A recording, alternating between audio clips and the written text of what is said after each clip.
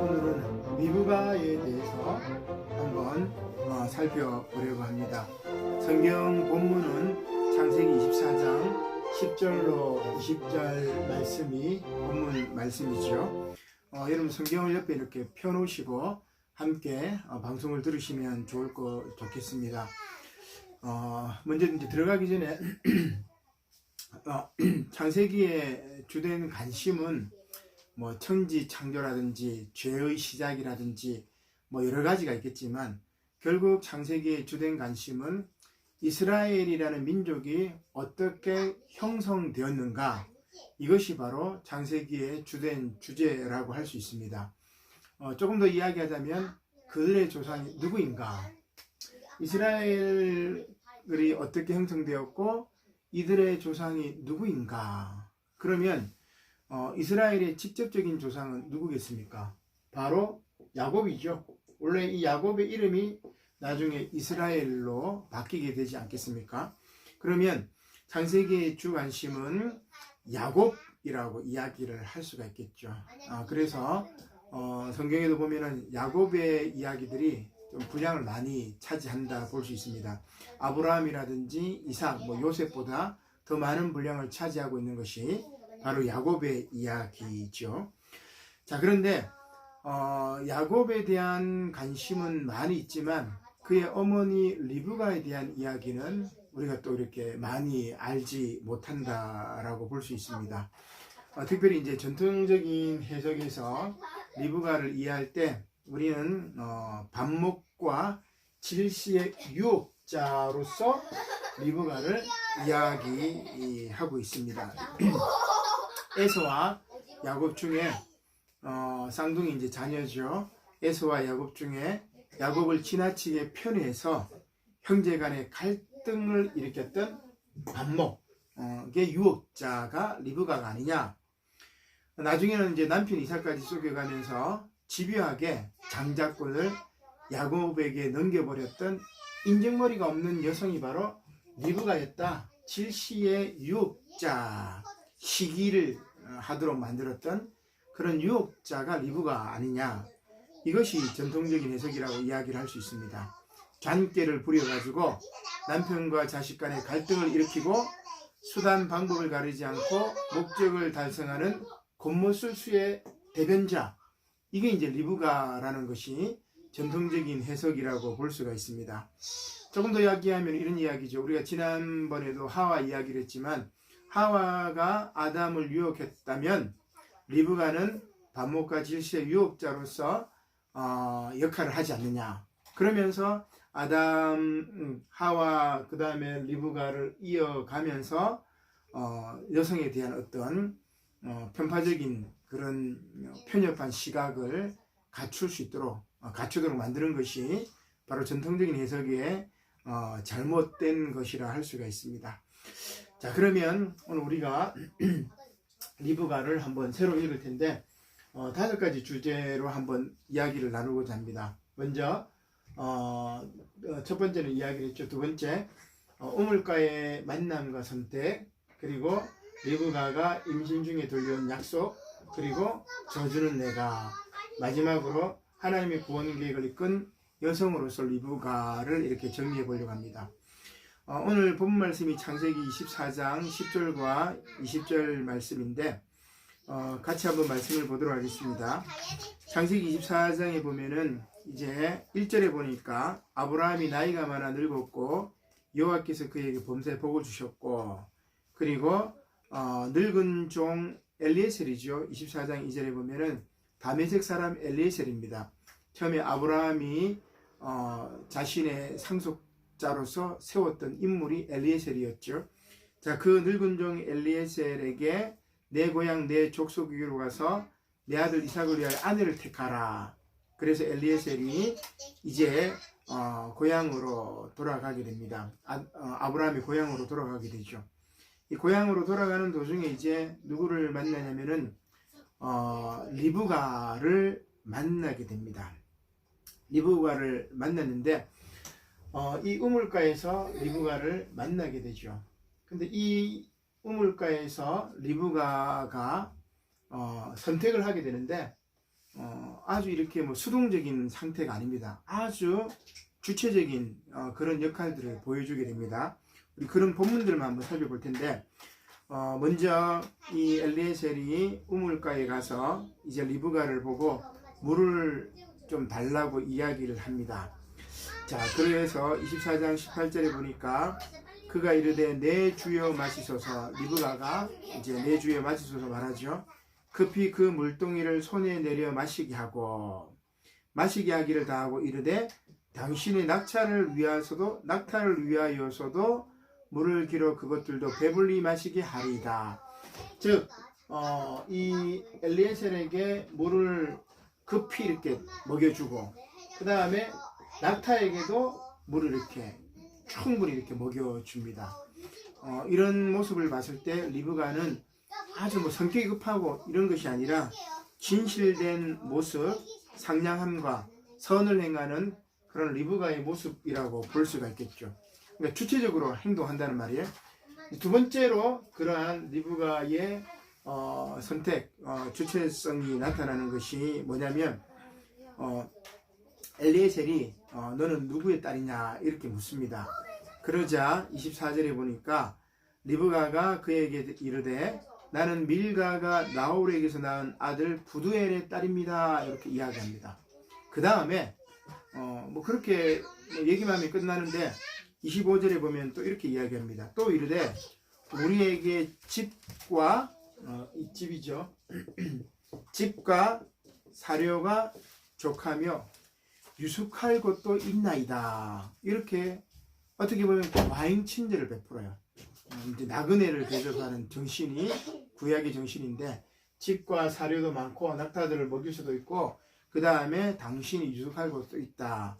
그렇게 해서 엘리에셀을 집으로 데려가게 되는 거예요. 이 모든 것들이 리브가의 주체적인 선택이라고 이야기를 할 수 있습니다. 세 번째는 우리가 보면은 24장 58절에 보면 나와 있는데, 이제 엘리에셀이 라반과 이 부두엘, 이 리브가의 아버지 부두엘과 오빠 라반에게 이제 가서 여차해서 내가 내 주인 아브라함의 아들 이삭의 부인을 얻고자 왔는데 리브가를 만나니까 참 하나님이 예정하신 분 같다 이렇게 얘기를 하고, 이제 아버지와 오빠에게 리브가를 결혼시키게 해달라고 이야기를 합니다. 이제 승낙을 하죠. 자, 그 다음에 리브가에게 이제 불러 이야기합니다. 이제 종은 빨리 이제 가고 싶어 했죠. 그래서 58절에 이렇게 얘기합니다. 리브가가 불러 그에게 이르되 내가 이 사람과 함께 가려느냐? 그가 대답하되 가겠나이다. 그러니까 리브가가 바로 가겠다고 이야기합니다. 그러니까 이제 뭐 빨리 시집가고 싶은 뭐 그런 마음이라고 보기보다는 아마도 이제 하나님께서 예정하셨던 배우자 이삭을 만나기 위해서 속히 가겠다고 하는 거죠. 그러니까 이 세 가지를 통해서 우리는 뭘 알 수 있냐면은 리브가는 아주 주체적인 여성이었습니다. 수동적인 여성이 아니라 현모양처 뭐 이런 개념이 아니라 자기의 운명을 개척할 수 있는 주체적인 여성이다. 이렇게 이제 볼 수가 있겠죠. 자, 그런 리브가가 이제 이삭과 결혼을 하게 됩니다. 그리고 임신을 하게 되는데 이제 그 태중에 쌍둥이가 있죠. 이삭 야곱과 에서 이 쌍둥이가 태중에 있습니다. 그 태중에서 이제 막 싸움을 하게 되죠. 자, 그때 임신 중에 들려온 하나님의 놀라운 약속이 창세기 25장 21절로 23절에 나오는데 그 말씀을 보겠습니다. 이삭이 그의 아내가 임신하지 못함으로 그를 위하여 여호와께 간구하매 여호와께서 그의 간구를 들으셨으므로 그의 아내 리브가가 임신하였더니 그 아들들이 그의 태속에서 서로 싸우는지라. 그가 이르되 이럴 경우에는 내가 어찌할꼬 하고 여호와께 묻자온대 여호와께서 그에게 이르시되 두 국민이 내 태중에 있구나. 두 민족이 내 복중에서부터 나누이리라. 이 족속이 저 족속보다 강하겠고 큰 자가 어린 자를 섬기리라. 큰 자가 어린 자를 섬기리라. 큰 자는 누구겠습니까? 큰 자는 바로 에서겠죠. 형입니다. 그리고 어린 자는 야곱. 동생이죠. 큰 자 에서가 야곱을 섬기리라는 하나님의 예언의 말씀을 임신 중에 듣고 그것을 마음 깊이 이렇게 생각하고 있었던 것이 바로 리브가라고 이야기를 할 수가 있습니다. 그래서 나중에 이제 이삭은 장자였던 에서를 조금 더 사랑해요. 그리고 에서는 힘과 야성과 그리고 사냥꾼 기질이 있고 권위적인 어떤 남성, 외향성을 뜻합니다. 반면에 리브가는 야곱을 더 사랑했는데 야곱은 어떻게 보면은 내성적이고 가정에서 어머니 이제 치맛바람 속에 있는 뭐 그런 이제 내성적인 성격이라고도 볼 수가 있겠죠.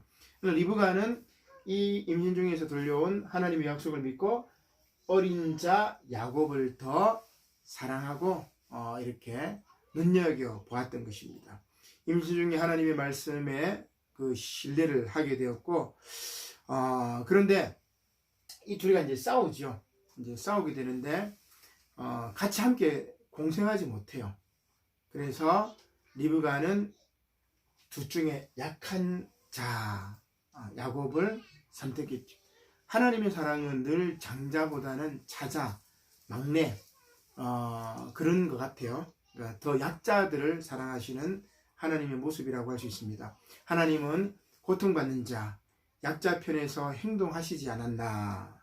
애굽에서 고통받은 이스라엘 백성들을 편애하셨고, 그리고 어떻게 보면은 늘 이제 약한 이들 또 형제 가운데 동생이나 어린 자들의 편에서 하나님의 창조의 역사가 이어졌다고 이야기를 할 수 있습니다. 자, 이 약속을 믿었던 리브가는 계속해서 이제 야곱을 편애하고 야곱이 이제 장자권 축복을 받을 수 있도록 이제 또 가이드도 하고 뭐 이런 역할을 하게 되죠. 그 결과 어떻게 됩니까? 에서가 야곱을 죽이려고 합니다. 야곱이 이제 도망을 가죠. 리브가의 고향이었던 곳으로 가게 됩니다. 오빠 라반의 집으로 이제 가게 되는데 그 가운데서 이제 이 리브가가 이야기하는 것이 있습니다. 창세기 27장 11절로 14절 말씀인데 말씀을 한번 같이 볼게요. 야곱이 그 어머니 리브가에게 이르되 내 형 에서는 털이 많은 사람이요 나는 매끈매끈한 사람인즉 아버지께서 나를 만지실진데 내가 아버지의 눈을 속이는 자로 보일지라 복은 고사하고 저주를 받을까 하나이다. 즉 장자권을 상승받을 때 에서로 분장해서 이삭에게 가라고 어머니가 이야기를 하는 거죠. 근데 이제 야곱은 걱정합니다. 나는 손이 미끈미끈한데 어떻게 털이 많은 에서처럼 내가 되겠느냐. 아버지를 속이는 것이 좋지 않다. 그런 이야기를 합니다. 자, 그러나 창세기 27장 13절에 너무나 유명한 말이 나오죠. 어머니가 그에게 이르되 리브가가 야곱에게 말합니다. 내 아들아 너의 저주는 내게로 돌리리니 내 말만 따르고 가서 가져오라. 별미를 가져와서 이삭에게 먹이는 거죠. 그 대가로 이제 이삭의 축복을 받게 되는 겁니다. 근데 거기에 나오는 이야기가 뭡니까?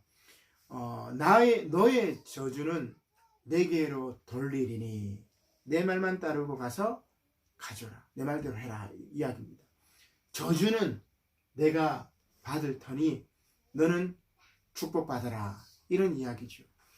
어머니의 이야기라고도 할 수 있지만 참 리브가를 통해서 정말 모든 것들을 내어주었던 희생 정신을 엿볼 수 있습니다.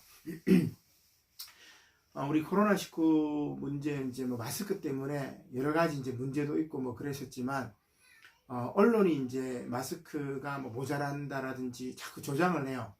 그래서 뭐 사람들이 이제 아침부터 뭐 약국에서 줄을 서기도 하고 뭐 그렇게 되는데 그러다가 어떤 사람들이 이제 이런 이야기를 합니다. 나는 마스크를 사지 않겠다. 내 몫으로 된 마스크를 사지 않겠다. 그러니까 필요한 다른 사람이 살 수 있도록 나는 필요 없다. After you, 당신 먼저. 이런 이야기를 하죠. 바로 그겁니다. 저주는 내가 받고 축복은 너가 받으라. 이게 뭐냐면 바로 리브가의 정신이었고 이게 뭐냐면 바로 그리스도인의 마땅한 본분입니다. 저주는 내가 받을 테니 너는 복을 받으라. 이것이 바로 그리스도인의 마땅한 본분이죠.